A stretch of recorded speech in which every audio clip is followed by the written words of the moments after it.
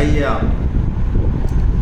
न जोरू काम आएगी, न साला काम आएगा।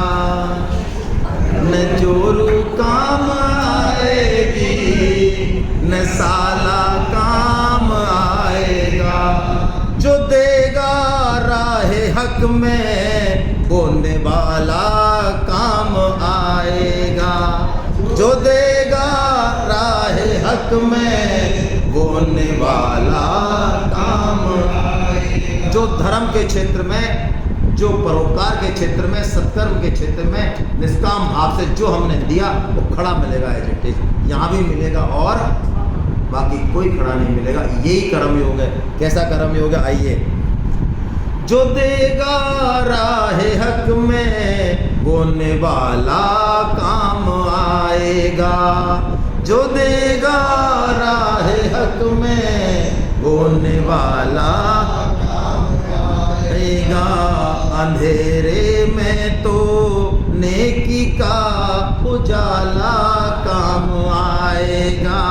अंधेरे में तो नेकी का उजाला काम आएगा। अरे मगरूर तेरा सब भरोसा टूट जाएगा। अरे मगरूर तेरा सब भरोसा टूट जाएगा। न फौजें साथ देंगी, न रिसाला काम आएगा। न फौजें साथ देंगे, न रिसाला काम आएगा। न जोरू काम आएगी, न साला काम आएगा। न जोरू काम आएगी, न साला। अंधेरे में तो नेकी का उजाला काम आएगा। अंधेरे में तो नेकी का उजाला काम आएगा। नशा है जिनको दौलत का समझ में पड़ गया पत्थर। नशा है जिनको दौलत का समझ में पड़ गया। अभी तो भीड़ सी रहती है अपनों की तेरे दर पर। अभी तो भीड़ सी रहती है अपनों की तेरे दर पर। तू कमाता जाएगा मर कर, ये खाते जाएंगे हंस कर। तू कमाता जाएगा मर कर, ये खाते जाएंगे हंस कर। और जब नहीं कमाएगा तो वो गैरेज पोर्शन है ना बाहर।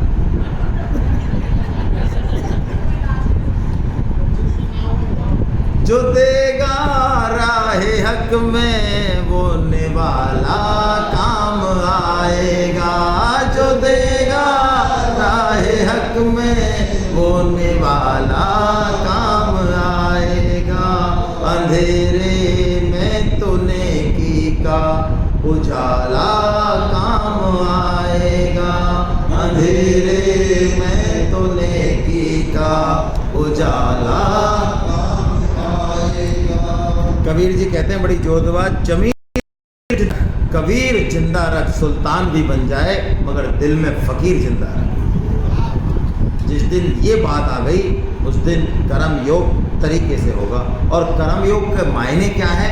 कर्म योग के मायने ये है कि अभी हमको जो कुछ मिला है वो सब सेवा के लिए मिला है।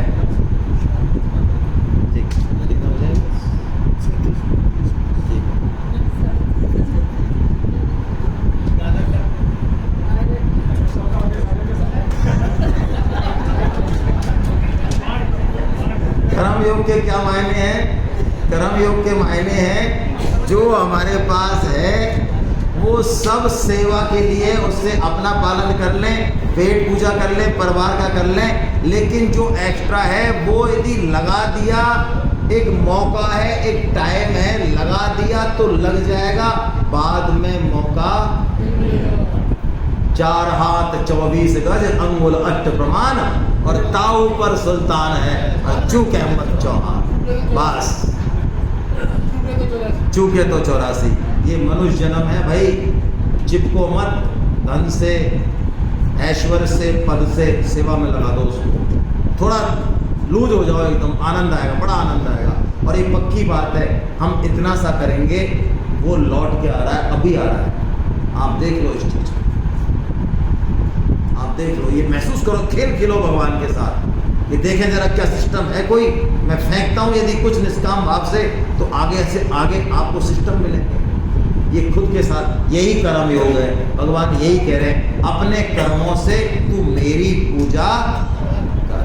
और भगवान तो है नहीं, तो भगवान के जन ही तो हैं, ये भगवत रूप नहीं है, तो हमको इन्हीं की पूजा करनी है, अलग से कोई भगवान को ढूंढने नहीं जाना है।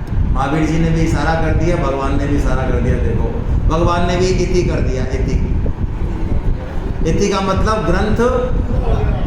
तो भगवान ने कह दिया, अर्जुन इति ते ज्ञान माख्यातम गुह्याद गुह्यतरम मया विमृश्यै तददशेषेण यथेच्छसि तथा।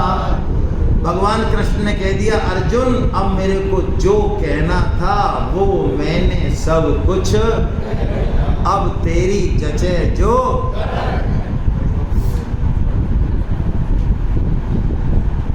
देखो भाई, माता जो है बच्चे को इतना संभालती है, पुचकारती है, अरे बेटा ये कर ले, स्वेटर पहन ले, ऐसे खा ले, वैसे खा ले, ये चीज जमा ले, वो कर ले, लेकिन पट्टा एक नहीं सुनता है। और जैसे ही हॉस्टल में जाता है तो उसको पूरी दुनिया गोल गोल घूमती सी नजर आती है। वहाँ पे माता जी है नहीं, अब खुद ही कपड़े जमाने, खुद ही कोई समस्या हो गई, वहाँ जाके वो अपने आप जो 18 साल 16 साल का भी छोटा सा था, वह 2 दिन में 3 दिन में वो एकदम से बड़ा हो जाता है। यही काम कर रहे हैं भगवान यहाँ। अर्जुन को 18 अध्याय सुनाने के बाद भी अर्जुन की मुंडी अभी हिल नहीं रही है। तो भगवान ने क्या किया, जैसे माँ बच्चे को कई बार धक्का देती है ना दूर, जिससे उसको माँ की इम्पोर्टेंस पता चले, है ना।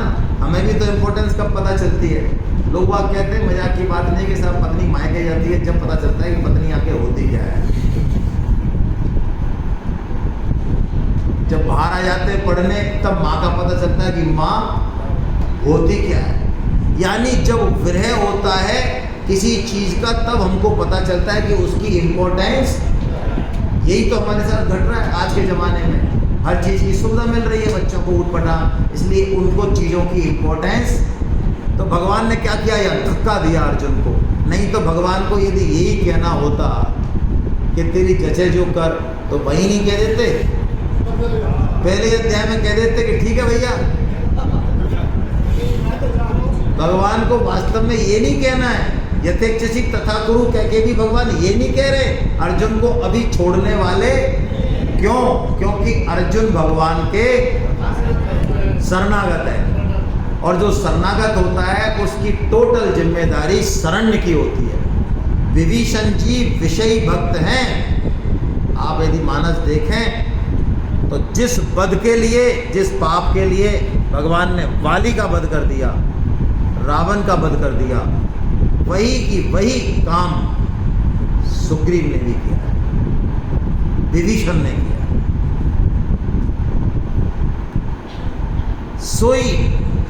सोई कुचाल सुकंठ जय बद बधव व्याध जन्म वाली, जय अग बधव अग पाप, जय अग बधव व्याध जन्म वाली, सोई सुकंठ पुनि कीन कुचाली। तुलसीदास जी ने स्पष्ट कह दिया है, लेकिन भगवान ने उनके दोषों पे ध्यान नहीं दिया। अब आप कहेंगे यार ये तो यहाँ चूक गए भगवान, क्यों नहीं किया, क्यों नहीं देखा दोषों को, बताओ। बहुत बढ़िया, क्योंकि वो दोनों ही भगवान के। तो भगवान के मेरे को क्या देखना है, दोष हैं भी तो किसको दूर करने, मेरे को कलेश क्या लेना देना है। ये कीचड़ लगा के आ गया बच्चा, इसको तो यही नहीं पता कीचड़ है क्या है, कैसे साफ होगा, कौन सा साबुन लगा, मेरे को करना है तो मेरी जिम्मेदारी है, तो मेरी जिम्मेदारी मैं क्या कहूँ, मैं कर दूंगा, करना होगा जब। भगवान ने कुछ नहीं कहा और वहाँ बंद कर दिया बालिका उसी चीज के लिए। तो यहाँ भगवान ने कह दिया अर्जुन को कि तेरी जचे जो कर, लेकिन अर्जुन जैसे ही भगवान ने धक्का दिया तो विकल हो गए अर्जुन बहुत ज़्यादा, क्योंकि एक भगवान का ही तो सहारा है अर्जुन को। आप देखो, आप भागवतम पढ़ेंगे तो वो अर्जुन जिसकी गांडीव से बड़े बड़े छक्के छूट जाते हैं महारथियों के, जब भगवान श्री कृष्ण की पत्नियों को, पुत्र वधुओं को, गोपियों को लेके अर्जुन आ रहे हैं हस्तिनापुर, तो बीच के जो राहगीर लुटेरे नहीं होते, दुष्ट गोप, उन्होंने अर्जुन के गांडी को छीन के और उन सबको छीन लिया, उन स्त्रियों को छीन लिया उस अर्जुन से, और अर्जुन कुछ नहीं कर पाए। वो अर्जुन जो महारथी हैं उन स्त्रियों की रक्षा नहीं कर पाए अर्जुन। तुलसी नर का क्या बड़ा समय, बड़ा बलवान, भीलन लूटी गोपियां, वही अर्जुन वही वान। वो अर्जुन फपक फपक के रो रहे हैं युधिष्ठिर के सामने, भाई साहब मेरा सब कुछ चला गया। जो इंद्र मेरे को देख के आधा आसन छोड़ देते थे स्वर्ग में, बड़े बड़े राजा चरणों में झुकते थे, मेरा गांडीव की मेरी पताका फैलती थी, मुझे लगता था ये सब मेरा सामर्थ्य है। मुझे समझ में आ रहा है ये मेरे कृष्ण, मेरे सखा श्री कृष्ण का ही सामर्थ्य था। आज उन्होंने मुझे ठग लिया भाई साहब, मेरे को छोड़ के चले गए, मैं अकेला रह गया। फपक फपक के रोते हैं अर्जुन। उनके समझ में आ जाता है कि इस सब के पीछे मैं नहीं था। वो कहते थे जब भगवान श्री कृष्ण घोड़ों को पानी पिला रहे हैं और मैं जो है खड़ा हूं धनुष लेके, तो कोई भी मेरी गर्दन काट दे, मेरे ऊपर तलवार कर दे, लेकिन भगवान श्री कृष्ण की मोहनी ऐसी है कि बड़े बड़े वीर जब भगवान घोड़ों को पानी पिला रहे हैं तो किसी की हिम्मत ही नहीं है, किसी के दिमाग में नहीं आता है कि अर्जुन को मार दें, इसको कर दें। भगवान की मोहनी के वश में है, माया के वश में, और हम कहते हैं हमने युद्ध जीत लिया। ओहो, वो अर्जुन जिन्होंने निहत्थे श्री कृष्ण को चुन लिया, वो अर्जुन जिनका आश्रय भगवान श्री कृष्ण है, वो सब कुछ सहन कर सकते हैं, लेकिन भगवान श्री कृष्ण का वियोग सहन नहीं कर सकते। जैसे छोटा शिशु पिटने के बाद भी, कुटने के बाद भी, सब कुछ करने के बाद भी चिपकेगा मां के, क्योंकि मां के अलावा दूसरा आश्रय उसका कोई, जिस चीज के लिए पिटा है, कुटा है, वो चीज भी नहीं चाहिए मां की कीमत पे। तो उसको वो चीज मां की गोदी में मिल जाए तो राजी है, मां की कीमत पे तो वो चीज भी नहीं चाहिए। बस अर्जुन की यही निष्ठा, यही अनन्यता, यही है असली चीज। इसलिए अब भगवान इसी निष्ठा के दम पे अब वो हीरा निकालते हैं जो भगवान ने अब तक छुपा के रखा था। आइए आनंद लेते हैं श्लोक का। सर्व धर्मान परित्यज्य मामेकं शरणं व्रज, अहं त्वा सर्वपापेभ्यो मोक्षयिष्यामि मा शुचि। सर्व धर्मान परित्यज्य, भगवान कहते हैं सभी धर्मों का त्याग कर दे। स्पष्ट है, बिल्कुल कोई गलती नहीं है इसमें। स्वामी जी ने हल्का सा इसको खोला है, धर्मों के आश्रय का त्याग कर दे। हम जो वर्णाश्रम धर्म का पालन करते हैं उसमें सब धर्म आ गए, बंधु धर्म, पिता धर्म, पत्नी धर्म, स्त्री धर्म, मान, सब धर्म आ गए उसमें। इन सब धर्मों का भी भगवान ने कह दिया तू त्याग कर दे। क्यों? माम एकम शरणम व्रजा, यानी ये धर्म यदि परम धर्म का निर्वहन करने में आड़े आ रहे हैं तो इन धर्मों को हमको छोड़ देना, ऐसे नहीं छोड़ देना है। इनको छोड़ा नहीं जाता, ये छूट जाते हैं, ध्यान रखें इनको। बल्कि असली बात, करपात्री जी महाराज ने एक बड़ी जबरदस्त बात कही गोपियों के लिए। उन्होंने कहा जो लोग इस गोपी गीत को, इस महाराज को गलत दृष्टि से देखते हैं वो घोर नरक के पात्र बनेंगे। क्यों?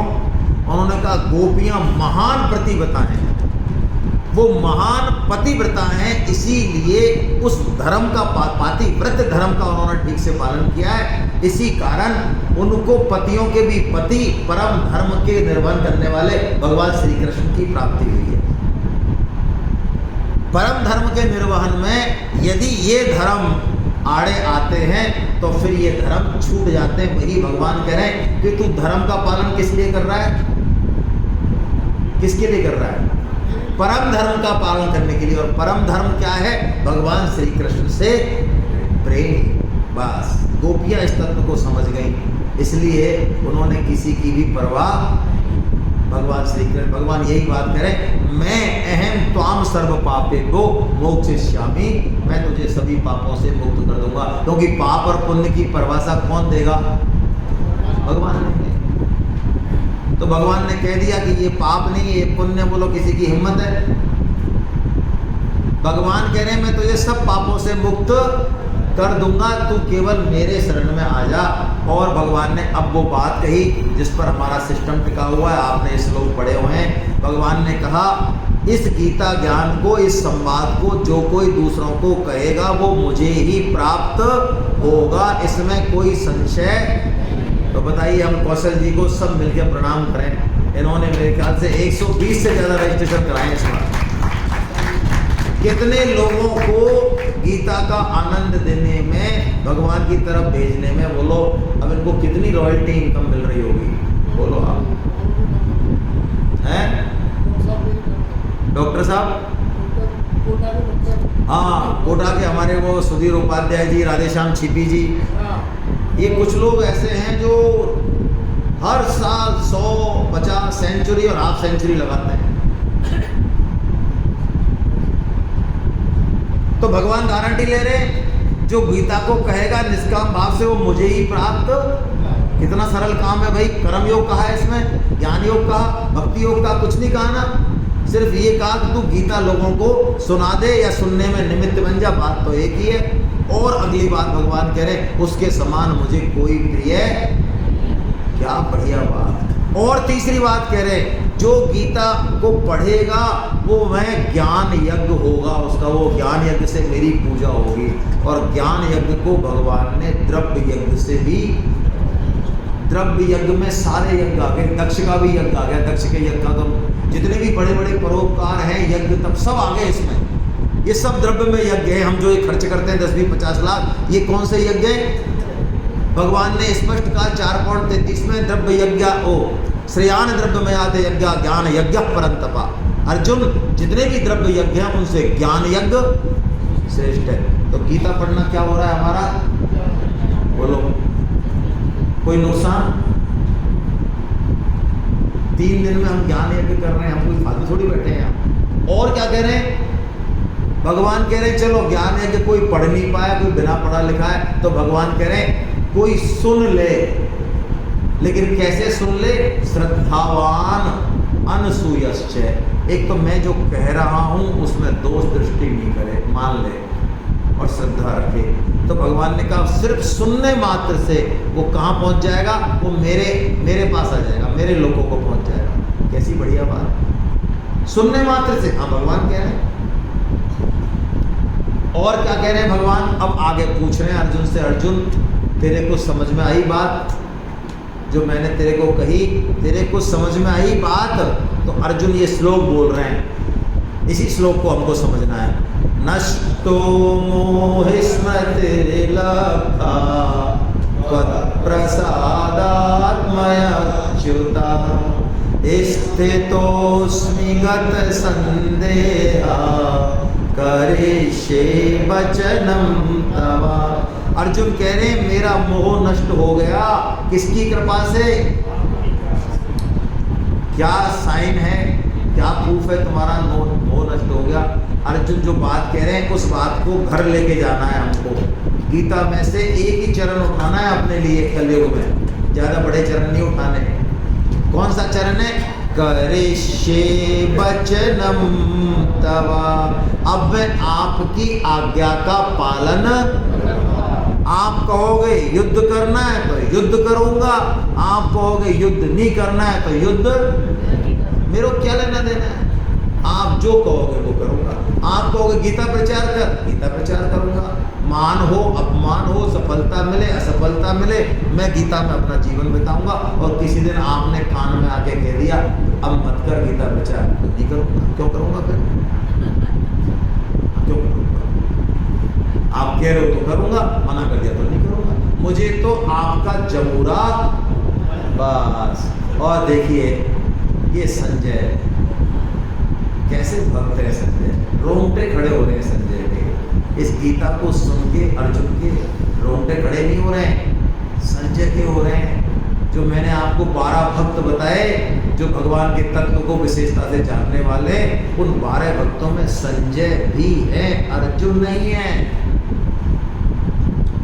कृपा योग है ये। व्यास जी के चरणों में प्रणाम कर रहे हैं, भगवान के चरणों में प्रणाम कर रहे हैं।